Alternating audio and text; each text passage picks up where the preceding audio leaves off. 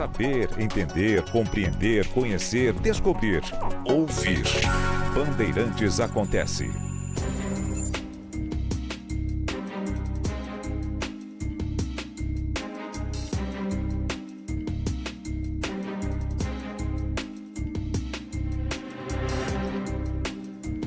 A Federação Nacional dos Trabalhadores do Judiciário nos estados está cobrando do Conselho Nacional de Justiça uma posição clara e uma atuação firme contra o que a federação chama de privilégio concedido a magistrados.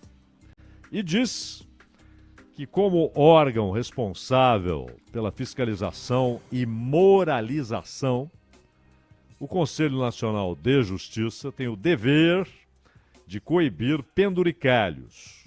E aí cita o exemplo do que está sendo chamado, entre os funcionários, de auxílio pijama. E, diz ainda a nota da federação, impedir abusos que favorecem uma elite em detrimento do restante dos servidores.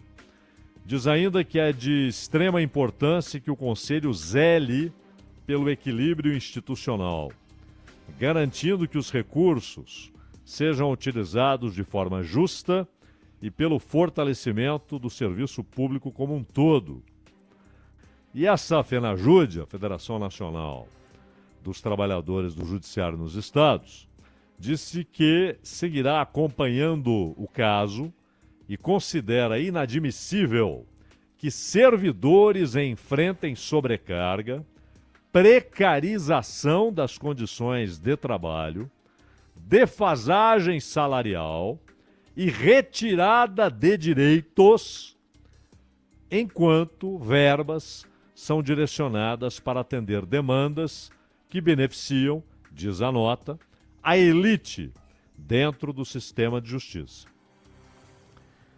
Então notemos que eles citam especificamente o tal auxílio pijama, porque basicamente o que acontece é que o Conselho Superior da Justiça do Trabalho recebeu uma demanda que é basicamente o seguinte: a extensão do benefício licença compensatória aos juízes aposentados. O que é a licença compensatória? É um adicional por excesso de serviço concedido a magistrados, óbvio, evidente, na ativa. Ou seja, a reivindicação é para que uma compensação que é paga àqueles que têm excesso de serviço, que essa compensação seja paga a aposentados. E aí, claro, o distinto público que paga a conta olha e pergunta, mas como alguém que está aposentado receberá uma compensação por excesso de serviço? O benefício, que foi chamado de auxílio pijama, é mais um exemplo, diz a federação, da multiplicação de penduricalhos que drenam recursos públicos e aprofundam a desigualdade no serviço público, enquanto trabalhadores do judiciário enfrentam dificuldades para garantir direitos básicos. Esse é apenas um exemplo, como a própria nota da federação diz, dos muitos casos de penduricalhos estabelecidos, ou seja, acréscimos no vencimento, acréscimos que fazem com que servidores recebam mais do que está estabelecido como teto salarial no serviço público, que é o salário dos ministros do Supremo. Esse é o teto. No entanto, isso não entra diretamente como salário. Então é uma compensação aqui, uma colar. Mas olhem só a lógica da reivindicação dos aposentados. Ela se assenta na ideia de que nada, isso aí é salário, é vencimento. E se é vencimento, tem de haver isonomia. Os aposentados têm de receber também. Não é algo ocasional. A própria nota da federação mostra que para esses aposentados que reivindicam receberem esses vencimentos, eles se baseiam na ideia de que isso é vencimento, é salário. E por que o país, de repente, vê sendo tratada como normal, aceitável, uma reivindicação como essa, de que aposentados recebam uma remuneração que deve ser dirigida especificamente, paga especificamente a quem está com excesso de trabalho dentro do judiciário, entre os juízes. E por que isso é normal? Inclusive a resposta é que terá de ser analisado. Não há nenhum repúdio como absurda, tratando como absurda a reivindicação. Porque tudo isso está inserido em algo muito maior, sistêmico, que é uma privatização do Estado. O Estado é privatizado de duas maneiras. A mais grave, claro, é a série de mecanismos de transferência de riqueza pública para mãos particulares, para cofres particulares, para o capital financeiro, via dívida pública, via aumento da Selic. Tudo isso representa uma construção já histórica no Brasil de transferência de recursos públicos, riqueza do povo para alguns. Já no Brasil colônia, dívidas particulares eram transformadas em dívidas públicas. E isso seguiu ocorrendo, continuou acontecendo depois da independência, já no chamado Brasil Império. Continuou acontecendo. Dívidas particulares, privadas, que se tornavam públicas, eram assumidas pelo Tesouro. É a privatização do Estado. Então, alguns privilegiados, ricos, amigos do poder, seja no Brasil colônia, amigos da coroa, seja no Brasil império, amigos do imperador ou do seu círculo, eles conseguiam que a sua dívida fosse assumida pelo país, pelos brasileiros todos. E isso continuou ocorrendo no Brasil republicano, depois do fim da monarquia. E, inclusive, nos anos 70 e 80 do século XX, depois do fim do padrão dólar-ouro, quando houve uma enxurrada de dólares, e esses dólares eram oferecidos no mercado global, e muitos países se endividaram, até que as duas crises do petróleo, particularmente a segunda, e a inflação nos Estados Unidos produzem uma elevação brutal da taxa de juros lá, e isso atinge imediatamente a taxa de juros cobrada daqueles devedores que tomaram dólares nos Estados Unidos e também os chamados petrodólares dos produtores de petróleo. Era uma oferta tremenda de crédito, que depois virou o pesadelo da dívida, que inviabilizou economias, produziu hiperinflação, desemprego, carestia. O Brasil é um exemplo clássico. E aí começamos os nossos ciclos de austeridade para combater a inflação. Não, a inflação, inclusive, era uma grande fonte de lucro para os bancos. E quando o Plano Real dolariza os preços, estabiliza a moeda, fazendo essa dolarização informal, há o desenvolvimento do sistema Selic, que passa a ser, com os títulos públicos, passa a ser a grande fonte de lucros do capital financeiro. Emprestar para o Estado, financiar o Estado e controlar os mecanismos de indexação da dívida. E aí você paga, e a dívida cresce. E você paga 900 bilhões. É o que o Brasil anda pagando anualmente. Do serviço da dívida, não amortiza, não diminui a dívida, ela cresce. E vai chegar a 1 trilhão. Vai chegar a 1 trilhão. Bom, esse é um tipo de sequestro. O outro é o do servidor, mas não o servidor majoritário. Não aqueles que trabalham no setor público, como médicos, enfermeiros, engenheiros, pesquisadores,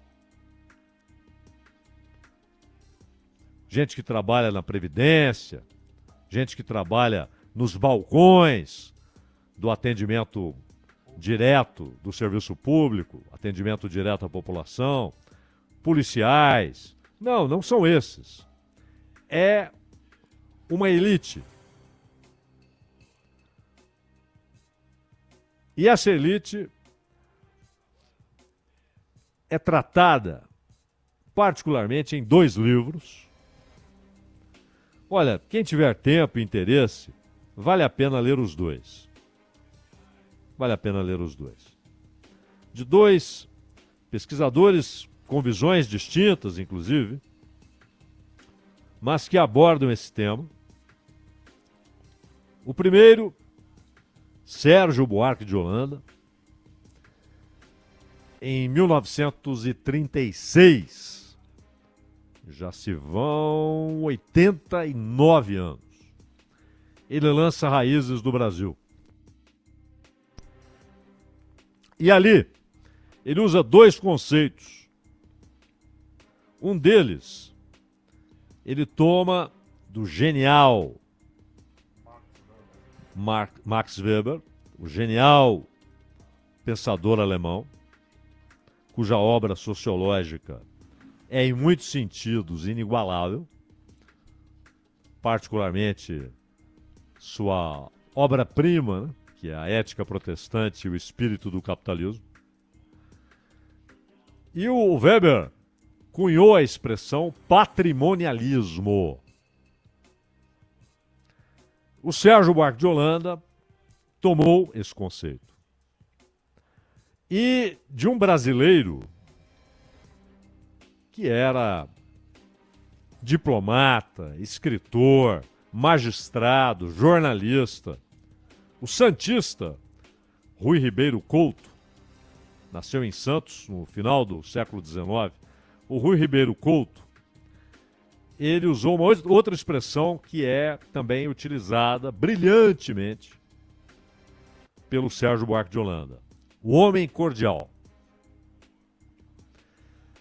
O Sérgio Buarque de Holanda toma esses 2 temas, essas 2 expressões, e as desenvolve na direção de sua pesquisa.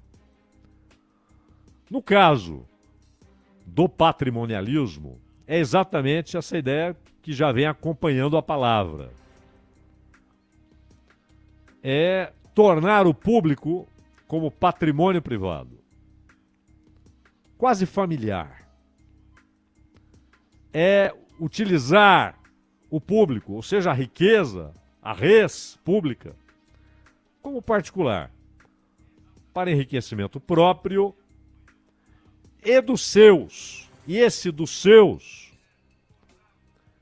leva Sérgio Buarque de Holanda a utilizar a expressão do Rui Couto, o homem cordial. Isso depois sofreu uma deturpação, né,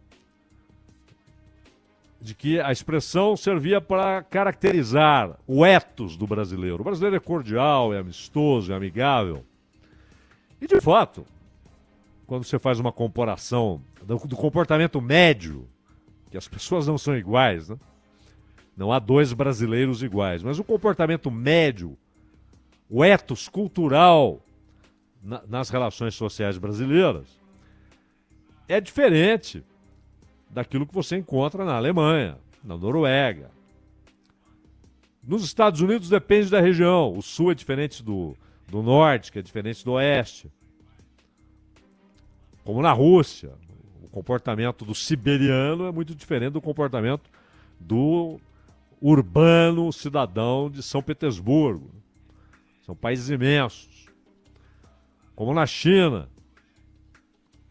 Mas no Brasil, isso virou uma característica nacional reconhecida por estrangeiros. Mas não é esse o sentido da expressão em Sérgio Buarque de Holanda. Mas é a cordialidade no uso do poder. É aquela história atribuída a Getúlio, né? Aos amigos tudo, aos inimigos a lei.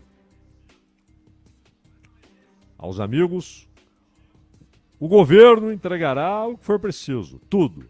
Aos inimigos entregará a força da lei. Não foi só a força da lei que Getúlio entregou, né?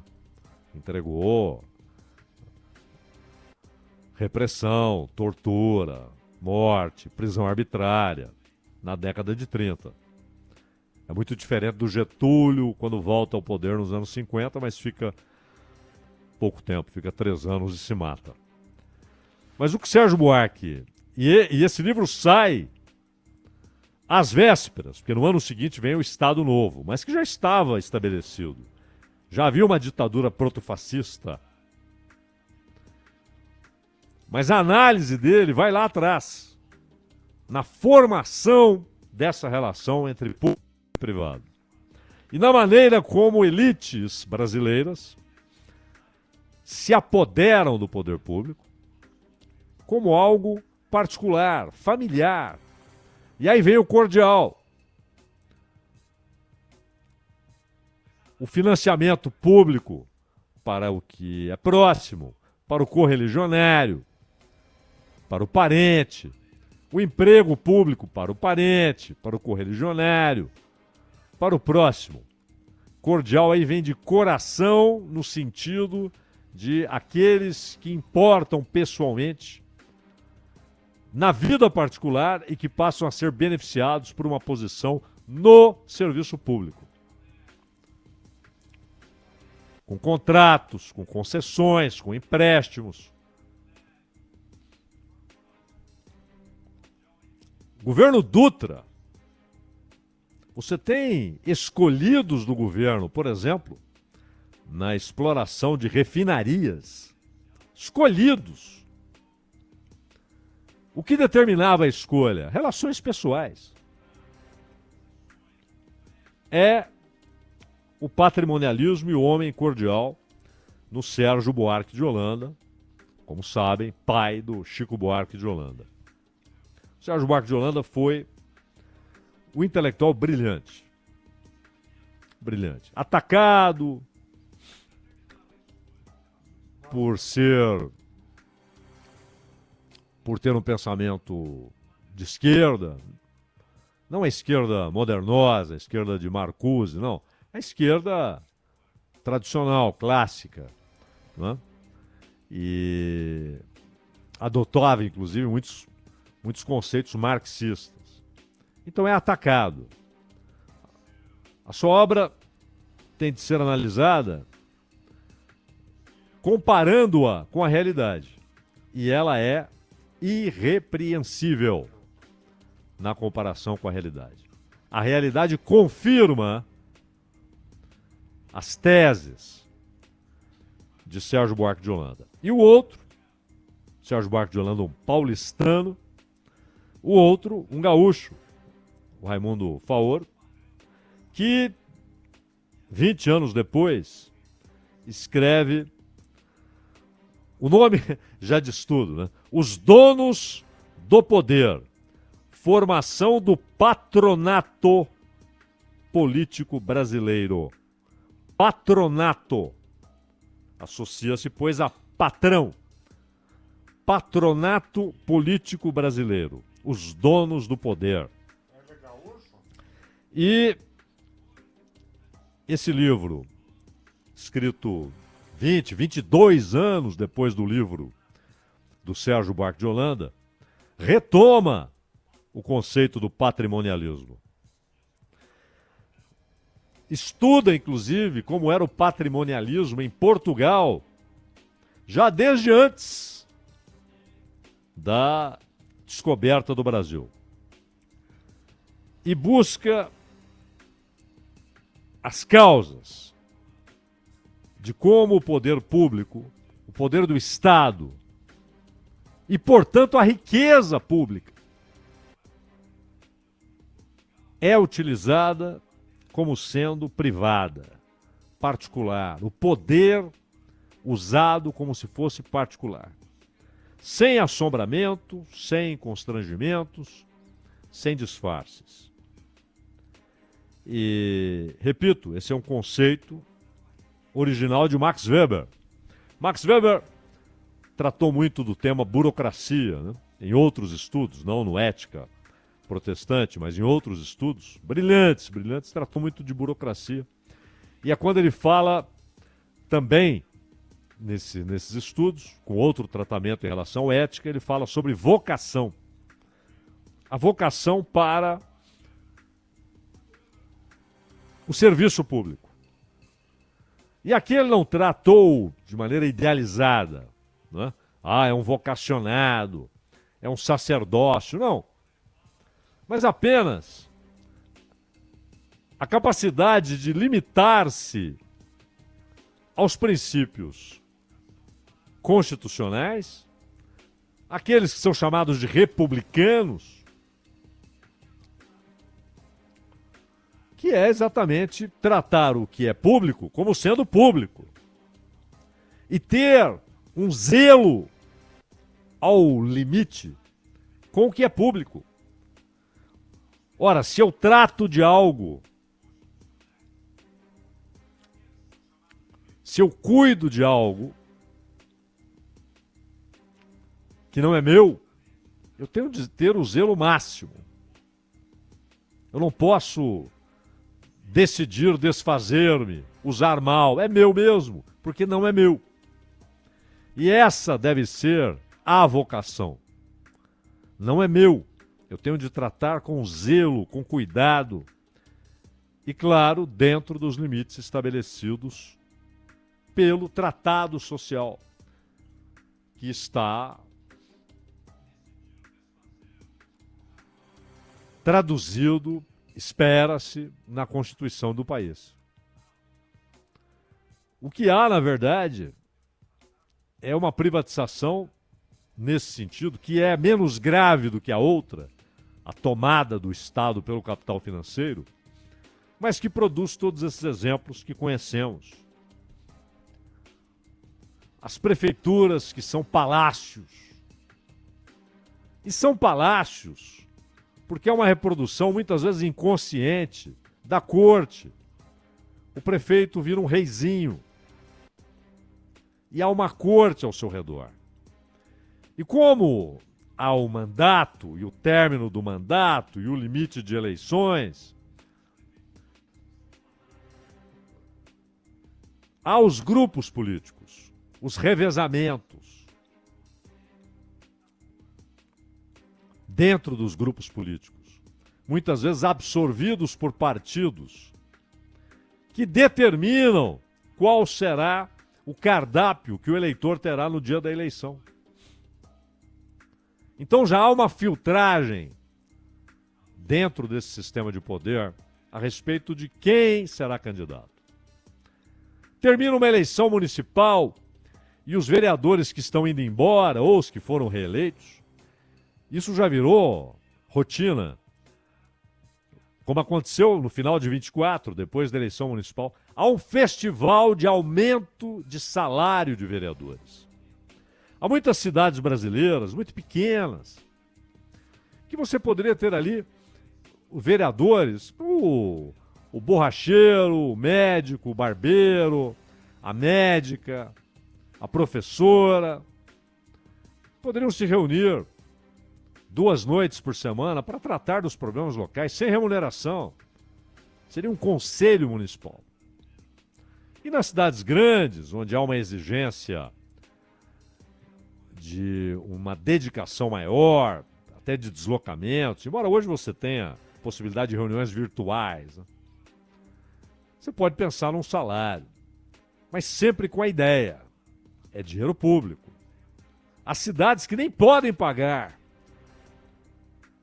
o custo de sua Câmara Municipal, então paga com dinheiro que vem do Estado, vem da União. Não tem recurso. Na Câmara, no Senado, está lá o dinheiro público sendo utilizado em combustível, em carro, em viagem de avião, em viagens internacionais que ganham algum caráter oficial, não é difícil dar um caráter oficial. Essa é uma viagem oficial porque os deputados querem conhecer a fábrica de chocolates na Suíça. Então, isso acontece no judiciário, no executivo, no legislativo. E é sistêmico. E há uma proteção mútua dos poderes. Se protegem mutuamente. Então a lei não muda. E quando falam em reforma administrativa, miram naqueles que não são beneficiados, nos que trabalham muito e ganham pouco. Os policiais, os professores, os enfermeiros, os médicos, o pessoal do atendimento público, os servidores da Previdência, enfim, de toda a máquina pública. Esses trabalham muito e ganham pouco. Passam anos sem reajuste. E aí, que máquina inchada. Pelo contrário, está faltando gente no IBAMA, no IFAM. Está faltando gente para a vistoria de avião e de aeroportos e aeródromos.